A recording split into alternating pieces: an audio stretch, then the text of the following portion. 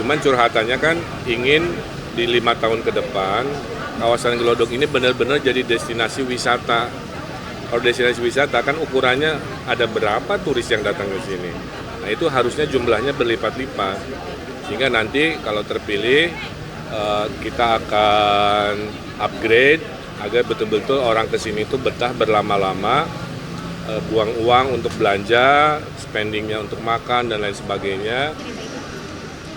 Ya kalau pengalaman berinteraksi dengan kawasan pecinan, saya kan lama di luar 7 tahun ya, nah tinggal di Hong Kong, les bahasa Tionghoa juga.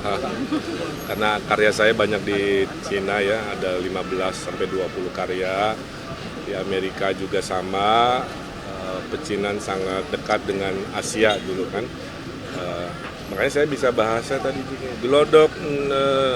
Glodok segedifang piabliang. Jadi artinya Glodok itu tempatnya sangat bagus. Itu aja yang saya hafal. Kemudian memang saya lagi kurang fit. Saya mau nyoba obat-obatan tradisional Cina ya. Tadi saya beli, dikasih 2, satu yang harus direbus, satu yang harus dimasukin air dengan ayam lah apa. Nanti kita coba. Waktu saya COVID, saya juga makan obat tradisional Tiongkok ya, namanya Linhua ya, Linhua. Makanya waktu di Jawa Barat saya pakai itu terus tiap hari. Semua kena COVID, istri, wakil gubernur, Pangdam, Kapolda, kecuali gubernur Jawa Barat enggak. Jadi alhamdulillah. Nah, di belakang kita ada karya yang diresmikan Pak Anies ya.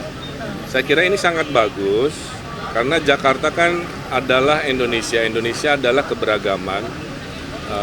Sehingga yang bagus-bagus seperti yang dibangun Pak Anies tentunya kita apresiasi. Cuman curhatannya kan ingin di 5 tahun ke depan kawasan Glodok ini benar-benar jadi destinasi wisata. Kalau destinasi wisata kan ukurannya ada berapa turis yang datang ke sini. Nah itu harusnya jumlahnya berlipat-lipat. Sehingga nanti kalau terpilih kita akan upgrade agar betul-betul orang ke sini itu betah berlama-lama, buang uang untuk belanja, spendingnya untuk makan dan lain sebagainya, sehingga terasa ekonominya itu oleh wisata yang berbasis dengan keberagaman. Tadi juga saya sampaikan kita kan ada Car Free Night. Nah salah satu tema Car Free Night itu nanti budaya-budaya Jakarta dipertontonkan, digilirkan kan untuk menunjukkan bahwa Jakarta memang pusat dari seluruh golongan etnisitas dan keberagaman. Curhatan dari para tokoh-tokoh di sini, satu pengen ada opera untuk kesenian, ternyata belum ada. Kedua ada wilayah-wilayah bisnis yang ternyata infrastrukturnya masih belum baik. Ketiga golongan anak cucunya itu tinggalnya nggak di sini ya Pak, karena mahal, sehingga akhirnya mereka jauh di pinggiran kota Jakarta yang jumlahnya 3 juta orang itu. Maka yang saya bilang solusinya adalah seperti ini. Kalau ada tanah-tanah pasar itu jangan selantai ya, minimal lebih tinggi lagi ada apartemen harusnya, ini kan mahal lahannya kan. Sehingga bawahnya dagang, atasnya hunian. Di Jakarta ada 140-an. Jadi harusnya dalam 5 tahun supply hunian untuk generasi milenial Gen Z bisa kita hadirkan, sehingga mimpi mereka tinggal di Jakarta tuh bisa. Nah itu curhatan dari golongan Tionghoa yang milenial tadi. Saya kira itu perbincangannya ya kurang lebih. Alhamdulillah. Dan tadi menyampaikan secara informal para tokoh-tokoh Tionghoa ini mendukung ya Pak? Iya Pak. Mendukung pasangan Ridho. Alhamdulillah melengkapi kan, dulu ada deklarasi di Kemayoran yang 22 etnisitas kan, dan lain-lain. Nah itulah semangatnya, dan saya sampaikan tugas pemimpin itu hanya 2, memberikan rasa aman dan nyaman, 2 membawa perubahan. Jadi nanti menilai saya Pak Sus tuh 2 itu aja, kehadirannya, kebijakannya membawa rasa aman dan nyaman tidak, khususnya minoritas misalkan ya. Kedua, perubahannya apa, inovasinya apa. Saya kira itu. Sedikit dong.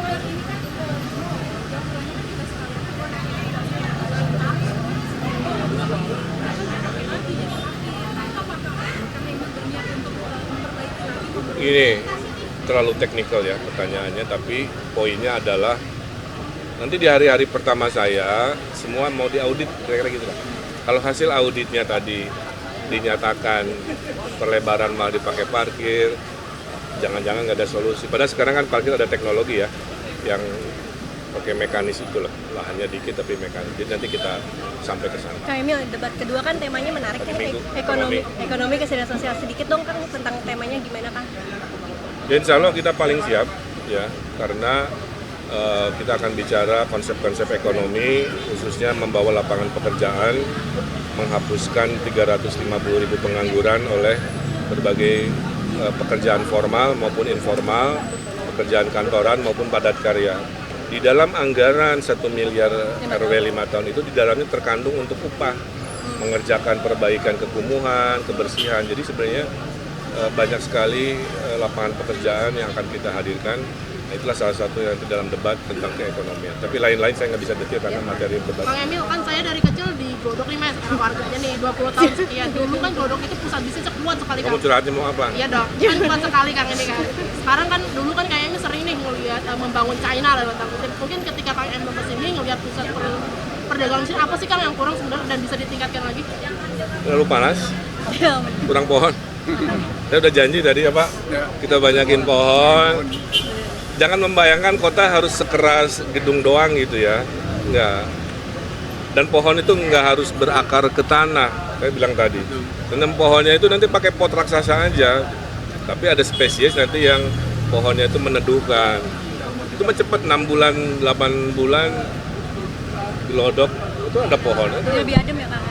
Iya, jadi tadi bahwa citra Jakarta panas bisa kita perbaiki, khususnya Glodok yang image-nya bangunan doang, kita nanti gabungkan dengan pepohonan ke hijau-hijauan. Satu itu. Kedua, promosi wisatanya. Masih banyak orang yang belum tahu kalau ke sini selain belanja ngapain. Padahal tadi di petanya mana ya lupa. Itu ada Bangunan bersejarah. iya, bangunan bersejarah banyak banget, keren banget kan. Bisa dipakai syuting, apa promosi sehingga harapannya adalah pengunjung rame lagi. Kalau itu tidak dilakukan ya nanti terlalu sepi. Bakal dijadikan ya teman-teman ya. Bakal dijadikan pusat bisnis lagi kan. Sini kan udah banyak tuh toko-tokonya segala macam. Oh iya, cuman kan harus spesifik nanti. Kan kita mau kota global. Kalau kota global ini harus, maaf ya, pembelinya nggak hanya orang lokal, harusnya dari ASEAN datang. Terakhir, Pak Riza Patria, Ketua Tim Kampanye Kang RK kan diangkat jadi Wamendes dan saat ini beliau juga cuti. Apakah ini akan mengganggu ritme Kang Emil dalam berkampanye dan mengganggu tim untuk kedepannya? Karena kan ini sebentar lagi ya, masa kampanye hanya 30 hari kan? saya kira Pak Riza Patria akan taat pada peraturan, satu. Dan saya senang beliau diangkat Wamen, karena orang-orang membuktikan tim ses kami kan ketuanya orang pinter, terpercaya. Kami ini teamwork ya. Jadi kalau seperti sekarang Pak Riza sibuk, lapis duanya itu kencang-kencang kerjanya. Jadi insya Allah. Poinnya adalah kami tidak mengandalkan orang per orang, kita adalah teamwork dan kita akan mengikuti gimana situasinya Pak Riza setelah jadi Wamen dan harus bekerja. Intinya itu. Dan bentar lagi mungkin ada rilis surveinya bagus. Kang satu lagi dong. Udah ya teman-teman ya, ada agenda berikutnya. Warga Tionghoa kan sekarang udah nyebar ya kan di pinggiran Jakarta. Artinya kalau Kang Emil terpilih 5 tahun lagi, Mereka balik lagi. bukan kesini lagi atau seperti apa Kang? Iya, itu. Boleh lagi Kang di sini. Dibikin Curhatan anak cucunya pengen balik ke sini, tapi kan nggak ada lah. Nanti tinggal saya cari lokasi-lokasi, bikin. Saya pernah tinggal di Hong Kong ya. Hong Kong tuh ekstrim banget tuh, tinggi banget. Tapi kan nyaman, ke bawah turun deket kemana-mana, itu visi. Oke ya. Oke Kang. Dan kita ini kan berada di gerbang Chinatown ya, yang dulu ada prestasinya di belakang saya ini oleh Pak Anies Baswedan. Ini kan tentu baru gerbang ya yang dibangun oleh beliau, dan tentu pasti nanti ada permintaan-permintaan yang lain. Tadi dalam dialog juga salah satunya tadi mengangkat soal perlunya tempat kayak opera lah ya, untuk kesenian ya di daerah sini, dan ini saya kira menarik ya karena itu bisa menjadi tujuan wisata ya. Dan saya yakin nanti kita akan bisa ya kolaborasi ya Karena tadi gagasan-gagasan cukup banyak lah yang dia angkat, dan saya kira menarik untuk Glodok ini sebagai kota tua yang juga menjadi nanti ke depan lebih banyak lagi para turis, dan pasti akan menarik dengan banyaknya nanti ada inovasi-inovasi ya dalam rangka untuk menarik wisatawan itu. Pak, artinya ini dari pasangan Ridho juga tadi selain Tionghoa juga ke tokoh-tokoh lain ya Pak ya, seperti kemarin kan Batak, kemudian Buddha Hindu itu juga. Oh ya, bisa kan kita semuanya. sudah kan kemarin ke diantara yang tokoh para pendeta gereja Pentakosta kan sudah kita, dan juga yang kalangan Kristen maupun juga Katolik semua ya. Jadi saya kira karena kan kita dalam misinya menyebutkan membentuk manusia Pancasila ya. Salah satunya mungkin barangkali satu-satunya pasangan yang menyebut dalam visi misinya ada kata-kata bagaimana kita ingin membangun manusia Pancasila. Artinya kerukunan beragama adalah satu keniscayaan yang harus terus dibangun ya. Perbedaan-perbedaan etnis, agama dan sebagainya saya kira sudah tidak perlu lagi lah dijadikan sesuatu yang membuat kita terpecah ya. Karena kita sudah dulu para pendiri bangsa ini kan sudah menyepakati Pancasila sebagai dasar negara, dan itulah perekat kita ya. Salah satu ininya kan di samping ketuhanan yang Maha Esa kan ada persatuan Indonesia ya. Jadi mudah-mudahan ke depan ya hal-hal yang membelah bangsa kita ini tidak terjadi lagi ya. Kita harus mulai bersatu ya.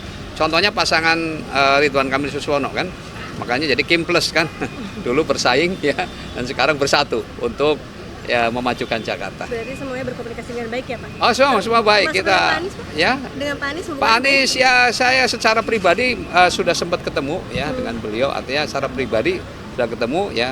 Nanti mudah-mudahan nanti Pak Ridwan Kamil ada kesempatan juga bisa bertemu beliau ya. Oke, siap. Pak Suswono, ini kan kalau Glodok ini kan dalam Kan tadi 20 bicara pribadi, secara Iya. pribadi. Dalam 20 tahun terakhir kan Glodok itu sering direvitalisasi apa, cuman kayaknya kalau sekarang kita lihat udah mulai berkurang nih kemampuan niaganya. Ada itu nggak sih Pak? Ada pas tadi diskusi ada disebutkan nggak sih kenapa masalahnya, atau mungkin harapannya dari pihak usaha seperti apa? Tadi sih yang banyak dikeluhkan lebih banyak karena ini problem pembangunan MRT ya. Nah, jadi ini kelihatannya kan membutuhkan waktu yang cukup lama. Ya, ini banyak yang kemudian terdampak. Nah, itu aja sih yang dia keluhkan. Ya, kita sih mudah-mudahan bisa lebih cepat ya. Ya, karena kemarin kalau nggak salah Wapres yang baru ini kan mengatakan akan diselesaikan, nggak tahu yang di sini atau yang di sana, yang di Rawamangun ya. Yang di Monas, yang di Monas Pak kemarin. Oh Yang iya, di Monas. iya yang katanya akan diselesaikan di 2026. Yang di Monas Pak. Yang di Monas Pak. Di situ ya? Oh iya, iya. Ya, intinya kita kalau bisa misalnya memang dananya ada ya, menurut saya dipercepat lebih bagus. Karena dampak ekonominya ya kita bisa merasakan lah bagaimana dia harus terdampak dengan pembangunan ini. Kalau misalkan belum selesai gitu Pak, misalkan sampai 2030 kita katakanlah, ini dari pelaku usaha ada minta relokasi tempat usaha atau seperti apa? Saya kira tidak ada usulan seperti itu, hanya lebih pada percepatan aja.